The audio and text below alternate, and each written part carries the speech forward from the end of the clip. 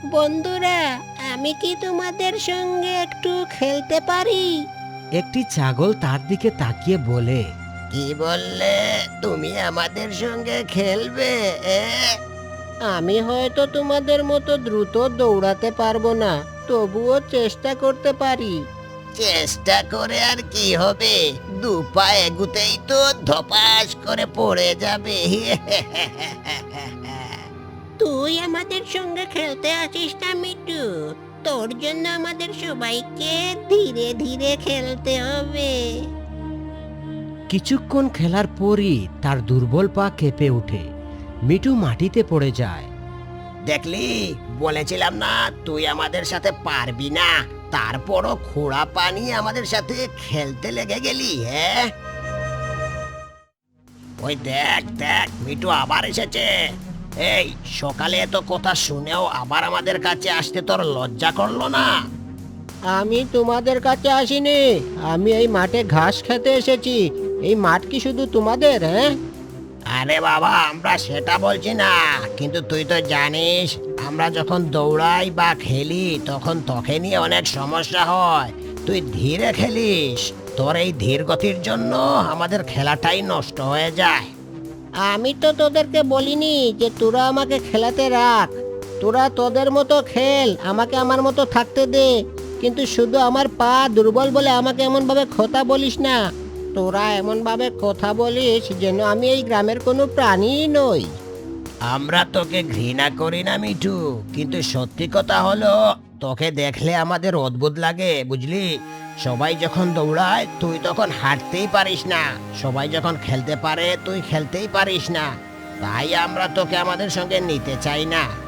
তোমরা যদি আমাকে সঙ্গে নিতে না চাও, আমি জোর করব না, কিন্তু একটা কথা মনে রেখো, আমি তোমাদের মতো দৌড়াতে পারি না বলে তোমাদের থেকে ছোট হয়ে যাইনি। হয়তো কোনোদিন আমি তোমাদের মতো দৌড়াতে পারবো না, কিন্তু তাই বলে আমার মনটা দুর্বল হয়ে যাবে এমন তো নয়। তাদের এসব কথা দূর থেকে একটি গরু দেখছিল। পরে গরুটি এখানে আসে। রকি, ওর পা দুর্বল, এটা ওর দোষ নয়। তুই ওর সঙ্গে খেলবি না সেটা তোর ইচ্ছা, কিন্তু তাই বলে ওকে অপমান করার অধিকার তোকে কেউ দেয়নি। আমি তো শুধু সত্যি কথাটাই বলেছি। সত্য কথা বলারও একটা ভদ্রতা আছে। আজ ওর পা দুর্বল বলে তুই ওকে নিয়ে যা ইচ্ছা তাই বলছিস, কাল তোর নিজের জীবনে কি হবে সেটা কি তুই জানিস? আরে কি যে বলো না তুমি, আমার আবার কি হবে? আমার কিছুই হবে না, আমি তো ঠিক আছি। পরের দিন সবাই মাঠে ঘাস কাটছিল। তখনই রকি তার বন্ধুদেরকে বলল, বন্ধুরা, আজ থেকে আমরা ওই পাহাড়ের ওপাশে যাব, ওখানে অনেক ভালো ভালো ঘাস আছে। কিন্তু ওই দিকটা তো খুবই ঘন জঙ্গল। তাই বলে কি আমরা যেতে পারবো না?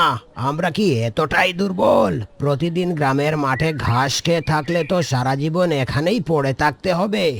কিন্তু সব সময় তো আমাদের গুরুজনেরা ওদিকে যেতে বারণ করেছিলেন।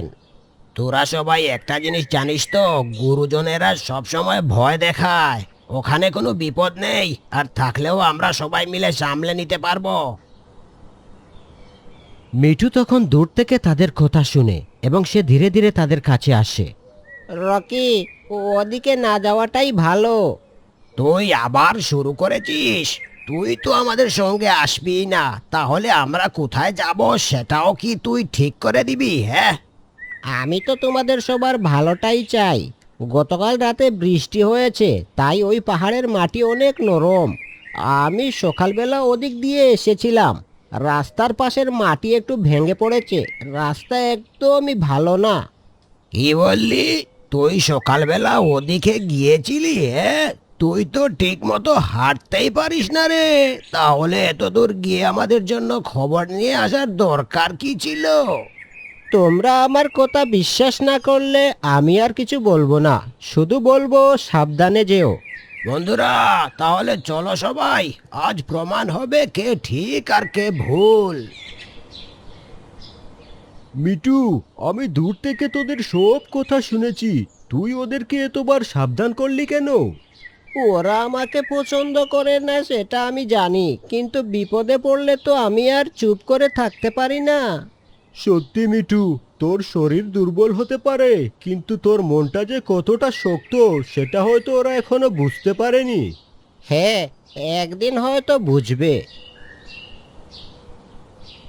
আচ্ছা, আমরা কি সত্যি এত দূর যাব? মালিক যদি জানতে পারে যে আমরা এদিকে এসেছি তাহলে কিন্তু সমস্যা হয়ে যাবে। তুই এত ভয় পাচ্ছিস কেন? হ্যাঁ, আমরা একটু জঙ্গলের ধারে এলেই কি মালিক আমাদের বেঁধে রাখবে? ওখানে গেলে কত ভালো ঘাস পাওয়া যাবে, তুই কি তা জানিস? তা মনে হয় পাওয়া যাবে, কিন্তু মালিক আমাদের এই দিকে আসতে নিষেধ করেছিল কেন সেটা তো আমরা জানি না। কারণ বড়রা সব কিছুতেই বিপদ দেখে, আর মিঠু সেই সুযোগটা কাজে লাগায়। ও নিজে কিছু করতে পারে না, তাই অন্যরাও যেন কিছু করতে না পারে, এটাই ওর সমস্যা। আমার মনে হয় মিঠু আমাদের খারাপ চায়নি। তুই কি এখন ওর পক্ষ নিচ্ছিস? হ্যাঁ, সকাল থেকে দেখছি সবাই মিঠুর কথা ভাবছে। ওর পা একটু দুর্বল বলেই কি ও এত গুরুত্বপূর্ণ হয়ে গেল? তারপর তারা জঙ্গলের আরো ভেতরে ঢুকে গেল। এখন তোরা সবাই আমাকে বল, আমি যদি তোদেরকে এখানে না নিয়ে আসতাম তাহলে এই জায়গাটা কি তোরা দেখতে পেতে? এখন তোরা বলতো, মিঠু কি ঠিক ছিল? না, এবার মনে হচ্ছে মিঠু মনে হয় ঠিক ছিল না। এবার তাহলে কি বুঝলে? আমার কথা সবাইকে মেনে চলতে হবে। হঠাৎ দূর থেকে একটা মানুষের কণ্ঠ শোনা যায়। কি রে, তোরা সবাই কোথায় গেলি? আরে, এটা তো মালিকের গলা বলে মনে হচ্ছে। এই সবাই একদম চুপ, কেউ কোনো শব্দ করবি না। কিন্তু আমরা তো লুকিয়ে এসেছি, এখন তাহলে কি হবে? আমি বলেছি না সবাইকে চুপ থাকতে। কিরে মিঠু, তুই এত চিন্তা করছিস কেন? ওরা আমার কথা শুনেনি, কিন্তু ওরা তো আমার শত্রু নয়। ওরা যদি বিপদে পড়ে থাকে তাহলে আমি কিভাবে চুপ করে থাকি? তুই কি তাহলে জঙ্গলের দিকে যেতে চাস? আমি জানি আমি ওদের মতো দ্রুত যেতে পারবো না, কিন্তু ধীরে গেলেও যদি কাউকে সাহায্য করতে পারি তাহলে চেষ্টা না করে বাড়িতে বসে থাকা আমার পক্ষে সম্ভব নয়। সবাই একটু চুপ করে থাকো, মালিক যদি এখানে এসে পড়ে তাহলে কিন্তু বড় বিপদ হয়ে যাবে। তুমি আমাদেরকে এখানে এনেছো, এখন আমরা কি করব সেটাও তুমি বলে দাও। ঠিক তখনই মিঠু সেখানে চলে আসে। কিরে, তুই এখানে কেন এসেছিস? তোমরা অনেকক্ষণ ধরে ফেরোনি, তাই দেখতে এসেছি তোমাদের কিছু হয়েছে কিনা। আরে আমাদের কিছু হয়নি, তুই এখান থেকে যা তো যা। তোকে কে বলেছে এখানে আসতে?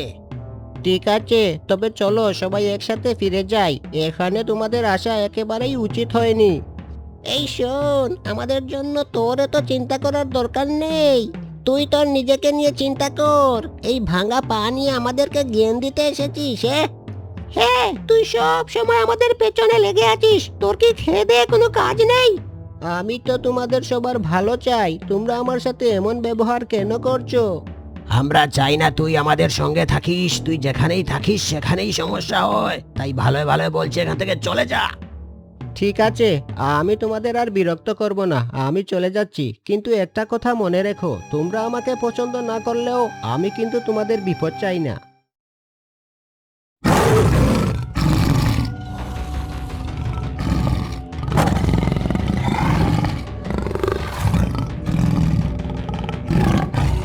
আরে, ওটা আবার কিসের গর্জন?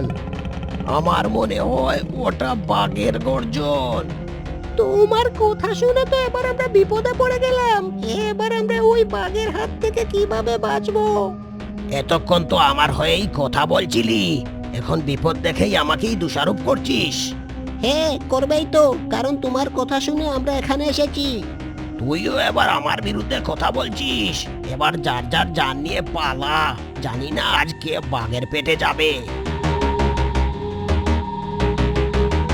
সবাই তখন বাঘের ভয়ে এদিক ওদিক পালাতে থাকে। আরে রকি কোথায় গেল? ওকে তো দেখছি না। যাক, ও বাঘের পেটেই যাক। ওর কথা শুনে তো আমরা বিপদে পড়েছি, এবার নিজেরা কিভাবে বাঁচবো সেটাই চিন্তা কর। হঠাৎ তারা চিৎকার শুনতে পায়। আমাকে বাঁচা, তোরা কোথায় গেলি? আমি তো পড়ে গেছি। আরে এটা তো রকির গলা বলে মনে হচ্ছে। চল চল তো দেখে আসি ওর কি হয়েছে।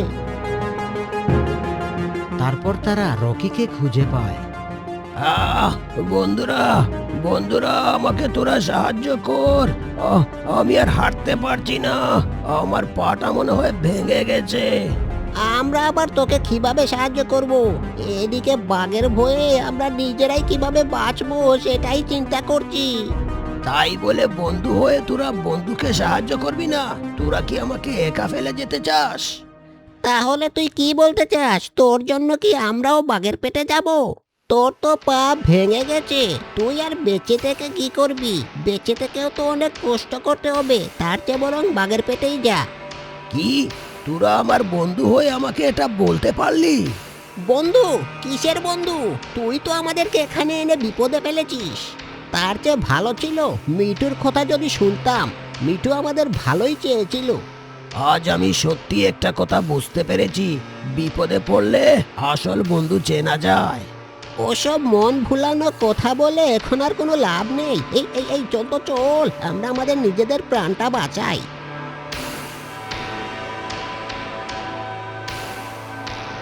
তারা রকিকে ফেলে চলে আসে। মিঠু তাদেরকে দেখে জিজ্ঞেস করে, কিরে, তোরা একা একা চলে এলি? রকি কোথায়? ওকে তো দেখছি না। ওকে আর কোনোদিন দেখতে পাবি বলে মনে হয় না। কি বলছো তোমরা? আমি তো কিছুই বুঝতে পারছি না। আরে বুঝতে পারছিস না? তোর কথা না শুনে আমরা ভুল করেছি। ও আমাদেরকে ভুলিয়ে বালিয়ে ওখানে নিয়ে গিয়েছিল, আর একটা বাঘ আমাদেরকে আক্রমণ করেছিল। এবার পড়েছি সবাই বিপদে। তাই বলে তোরা ওকে ফেলে এলি? ও তো তোদের বন্ধু।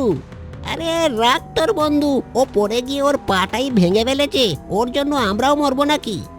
যাই বলিস না কেন, কাজটা কিন্তু তোমরা একদমই ভালো করনি।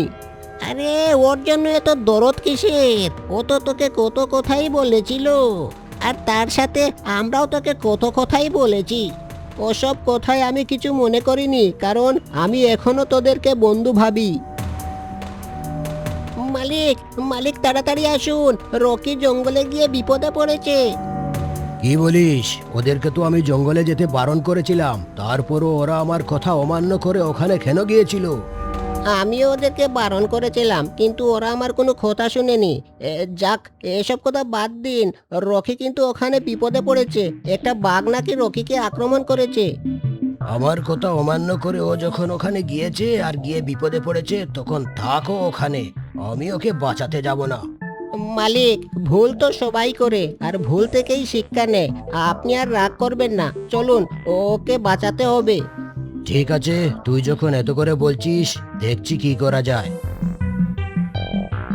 তারপর মালিক আর মিঠু মিলে রকিকে গিয়ে উদ্ধার করে। আমার কথা উপেক্ষা করে তোরা কেন এই জঙ্গলে এসেছিলি? আজ যদি মিঠু আমাকে না জানাতো, তাহলে তো আমি জানতেই পারতাম না। আজ আমি তোকে তো বাঁচাতেই আসতাম না, শুধুমাত্র মিঠুর অনুরোধে আমি এখানে এসেছি। আমাকে ক্ষমা করে দিন মালিক, আর কখনো এমন হবে না। মিঠু, তুইও আমাকে ক্ষমা করে দিস বন্ধু। আমি তোকে অনেক অবহেলা করেছি। আমি যাদেরকে বন্ধু ভেবেছিলাম, তারা আমাকে বিপদে রেখে চলে গেল। তারপর তারা বাড়ি চলে আসে। মিঠু, তুই প্রতিদিন এভাবে কষ্ট করে হাঁটিস, সেটা আমি বুঝতে পারতাম না বন্ধু। আজ আমি বুঝতে পারছি। বন্ধু, আমাদেরকে ক্ষমা করে দিস। মিঠু আমাদের চোখ খুলে দিয়েছে।